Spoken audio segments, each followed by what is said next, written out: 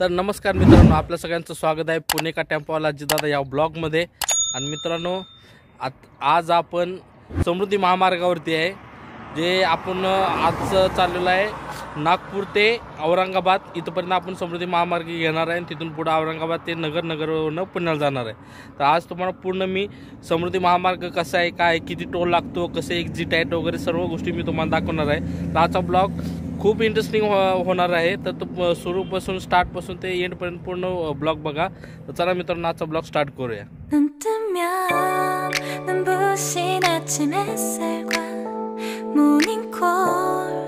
너와 시작하는 하루 마치 내 인생의 포커스가 지금에 맞춰진 걸까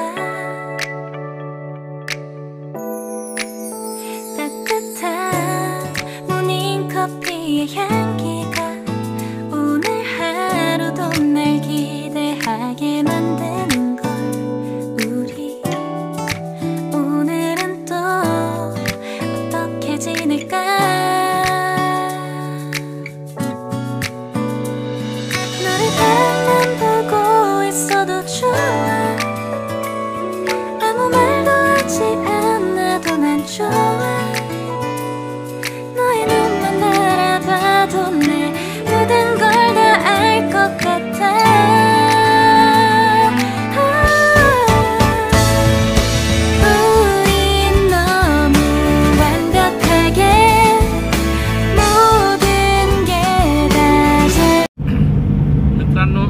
समृद्धी join केल्याच्या नंतर हा पहिला टोल लागतो। इथं पैसे कटत नाहीत, जिथून तुम्ही एक्झिट करता ना तिथून पैसे कट होतात। तर हा पहिला टोल आहे। तर मित्रांनो, आता आपण पेट्रोल पंपावर आलोय। लगभग म्हणजे नागपूर आपण जो एक्सप्रेसवे जेव्हा जॉईन केल्याच्या नंतर टोल नाका क्रॉस करून आपण डिझेल टाकी फुल केली। त्यानंतर डायरेक्ट आपण इथं टाकी फुल केली। 218 किलोमीटरला पेट्रोल पंप आहे। म्हणजे ह्याच्या आधी पण एक पेट्रोल पंप आहे, खरं 218 किलोमीटरला पंप आहे औरंगाबादला जाताना। लक्षात असू ना, कारण जास्त पेट्रोल पंप नाही आहेत ह्या रोडला समृद्धी महामार्गला। तर इथं पेट्रोल पंपाची चहा नाश्त्याची वगैरे सोय आहे पाठीमागं। हे पाठीमागं असा पेट्रोल पंप आहे हायवेकडला। तर मस्तपैकी आता चहा नाश्ता केला मी। चहा केला, नाश्ता नाही, आज गुरुवार आहे। चहा घेतला आणि चिक्की खाल्ली, जरा फ्रेश झालो म्हणून जाऊ, कारण काल रात्रभर गाडी चालवली। सकाळी आंघोळ करून आपलं पंपावरच म्हणतो मी एक्सप्रेसवेला आलो, तिथे 1 तास फक्त झोपलेलं आहे। तर चला निघू आता। तर मित्रांनो, अशा प्रकारे एक्झिट दिलेलं आहे हायवेला समृद्धी महामार्गाला। तिथून तुम्ही एक्झिट घेऊ शकता आणि एक्झिट घेताना तुम्हाला टोल लागणार, तिथं तुमचे फास्टॅगमधून पैसे कट होणार। अशी इथं सिस्टीम आहे समृद्धी महामार्गाची। आता तुम्ही लेफ्ट साईडला बघू शकता, इथून बाहेर जाण्यासाठी रस्ता दिलेला आहे। आता पुढे टोल नाका आहे, तुम्हाला ते पण दाखवतो।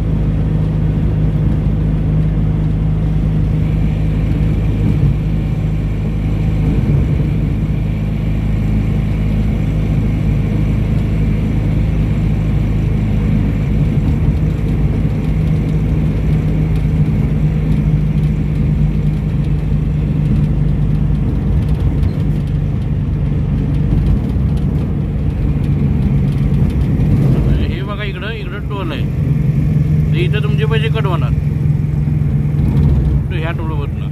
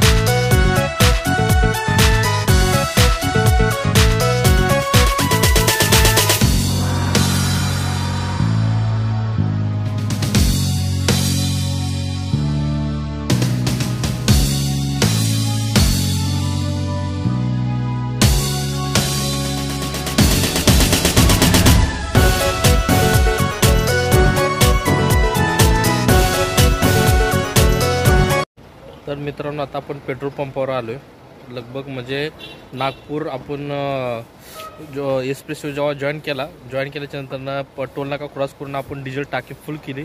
त्यानंतर डायरेक्ट आपण इथं टाकी फुल केली. 218 किलोमीटरला पेट्रोल पंप आहे. म्हणजे ह्याच्या आधी पण एक पेट्रोल पंप आहे, खरं 218 किलोमीटरला पंप आहे औरंगाबादला जाताना. लक्षात असलं, कारण जास्त पेट्रोल पंप नाही आहेत या रोडला, समृद्धी महामार्गला. तर इथं पेट्रोल पंपात ते चहा नाश्त्याची वगैरे सोय आहे पाठीमागं. हे पाठीमागं असा पेट्रोल पंप आहे हायवेकडला. तर मस्तपैकी आता चहा नाश्ता केला. मी चहा केला, नाश्ता नाही, आज गुरुवार आहे. चहा घेतला आणि चिक्की खाल्ली, जरा फ्रेश झालो म्हणून जाऊ. कारण काल रात्रभर गाडी चालवली, सकाळी आंघोळ करून आपलं पंपावरच म्हणतो मी एस्प्रेसोला आलो. तिथे 1 तास फक्त झोपलेलं आहे. तर चला निघू आता.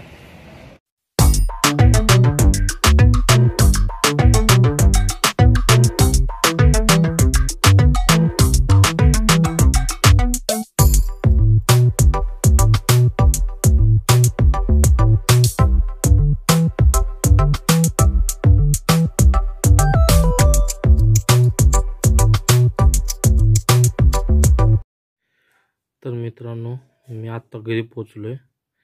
रात्रीचे 2:34 झालेले आहेत, म्हणजे 2:30 वाजलेले आहे. रात्रीचे आत्ता 2:30 वाजलेत. सकाळी आपण तिथनं निघालो होतो 1:30 वाजता आणि घरी पोचलो आपण 2:30 वाजता. म्हणजे नाही ना म्हटलं तरी 13 तास लागले आपल्या इथं पोचायला. तर चला आता जेवण करतो, बाकीचं आपण सकाळी शूट करतो ब्लॉग. चल.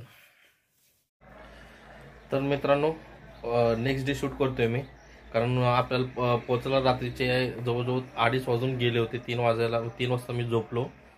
तर मित्रांनो, समृद्धी महामार्गाबद्दल सांगायचं म्हटलं तर काल नागपूरमधून मी औरंगाबादपर्यंत मी आलो. आणि तर समृद्धी महामार्गाचं सिस्टम कसं आहे की तुम्ही जेव्हा एंटर करता समृद्धी महामार्गाला, तर तुम्हाला टोल प्लाझा लागतो, पण तिथं तुमचा टोल कटत नाहीये. जेव्हा तुम्ही एंडिंग करता, तुम्ही एक्झिट घेताना, त्यावेळेस तुमचा टोल कट होतो. आणि कारसाठी ₹1.75 टोल आहे, कार छोट्या टेम्पोसाठी. आणि नंतर पुढे जसं गाड्या असतील, ट्रेन असतील, ट्रक असतील, त्यांचे वेगवेगळे टोल आहेत. आणि प्रत्येक गावासाठी, प्रत्येक सिटीसाठी तिने एक्झिट दिलेले आहेत. आणि रोड म्हणजे सुपर रोड आहे, चांगला रोड आहे. फक्त एवढंच आहे की काळजी घेतली पाहिजे की आपल्या गाडीचे टायर चांगले पाहिजेत. रस्ता चांगला आहे, फक्त सिमेंटचा रस्ता आहे, त्यामुळे तुम्ही ओव्हर स्पीडमध्ये गाडी नाही चालवू शकत. आणि सगळ्यात महत्त्वाची गोष्ट म्हणजे, चांगली गोष्ट म्हणजे, तिथे समृद्धी महामार्गावरती सर्वजण लाईन पाळतात म्हणजे लाईनमध्ये चालण्याचा जो नियम आहे तो पाळतात. जे लेफ्ट साईड आहे ते ट्रकसाठी आहे, आणि मधली लाईन आहे ती कारसाठी आहे, आणि तिसरी लाईन जी आहे ते ओव्हरटेकिंगसाठी लाईन आहे. तर अशा पद्धतीनं सगळेच ते फॉलो करतात. जास्त गर्दी नसते याला समृद्धी महामार्गाला, पण आहे बऱ्यापैकी आता रश आहे तिथे. आणि दुसरी महत्त्वाची गोष्ट म्हणजे तिथे पेट्रोल पंप आहेत, पण एक ठराविक ठिकाणी पेट्रोल पंप आहेत की तिथे तुम्ही काळजी घेतली पाहिजे. जर तुम्ही कार चालवत असाल, ट्रक चालवत असाल, तर टाकी फुल असेल तर काय टेन्शन नाही. कारण छोट्या गाडीसाठी, छोट्या टेम्पोसाठी, जसं की आपला महिंद्रा जितो आहे, 10 लिटरची टाकी आहे, तर प्रत्येक आपल्याला 220-230 किलोमीटर टाकी फुल करावी लागते. तर आपल्याला जर 400-500 किलोमीटर जर रन करायचं आहे, तर आपल्याला टाकी फुल करून येणाऱ्या पेट्रोल पंपावरती टाकी फुल करणं जरुरीच आहे. आणि दुसरी गोष्ट महत्वाचं असे आहे की तुम्ही समृद्धी महामार्गावरती कुठेही थांबू शकत नाही आधीमध्ये. तर तिथं प्रत्येक ठिकाणी तिथं त्यांनी थांबण्यासाठी, गाड्यांसाठी थांबण्यासाठी पार्किंगची सोय केलेली आहे, व्यवस्था केलेली आहे. ती एक जागा बनवलेली आहे. तुम्ही तिथं त्या जागेवरती जाऊन तुम्ही गाडी थांबून तुम्ही जे काय असेल ते तुम्ही तुमची कामं करू शकता. पण तुम्ही रोडवरती, हायवेवरती थांबून काही करू शकत नाही. म्हणजे बाथरूमला जाणं किंवा दुसऱ्या कुठल्या गोष्टीसाठी. जर तुमच्या गाडीचा प्रॉब्लेम झाला तर तुम्ही तिथं थांबू शकता.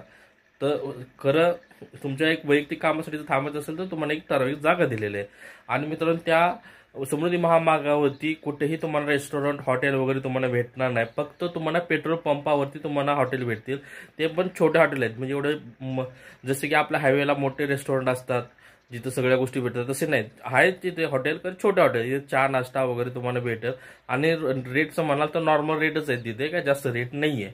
तर अशा पद्धतीनं समृद्धी महामार्ग आहे. मला तर पर्सनली आवडला आणि माझा टायमिंग वाचला. कमी वेळेमध्ये माझी गाडी तिथे पोहोचली. तर मित्रांनो, आपण नागपूरवरून निघालो होतो 1:30 वाजता. एक्झॅक्ट स्टार्ट केला होता आपण. तर मित्रांनो आपण तिथं समृद्धी महामार्ग वरती आपण 1:30 वाजता पोहोचलो होतो. 1:30 वाजता आपण ड्रायव्हिंग करायला स्टार्ट केली होती आणि आपण औरंगाबाद ला आपण एक्झिट घेतला बरोबर काहीतरी 9:30-10च्या आसपास एक्झिट घेतला आणि मी पुण्याला कमीत कमी 2 ते 2:30 वाजेपर्यंत मी इथं पोहोचलो. म्हणजे साधारणतः नाही म्हणलं तर आपण 13-13.5 तासामध्ये आपण रनिंग कंप्लीट केलेलं आहे. Total 750 kilometre. तर अशा प्रमाणे आपल्याला समृद्धी महामार्गाचा फायदा भेटू शकतो. अदरवाईज तुम्ही दुसऱ्या रोडनं जर गेला तर खूप टाइम जातो. 16, 17, 18 तास लागतात तुम्हाला जाण्यासाठी. पण ह्या समृद्धी महामार्गानं आला तर तुम्हाला तुमचा टायमिंगचा बचत होतो आणि ड्राईव्ह करायला पण मस्त वाटतं, छान वाटतं. फक्त तुमचं ड्राईव्ह करण्याचं तेवढं हे पाहिजे, पेशन्स पाहिजे, तुम्ही काळजी घेतली पाहिजे, तुम्ही तेवढं सतर्क पाहिजे त्या गोष्टीमध्ये ड्रायव्हिंगमध्ये.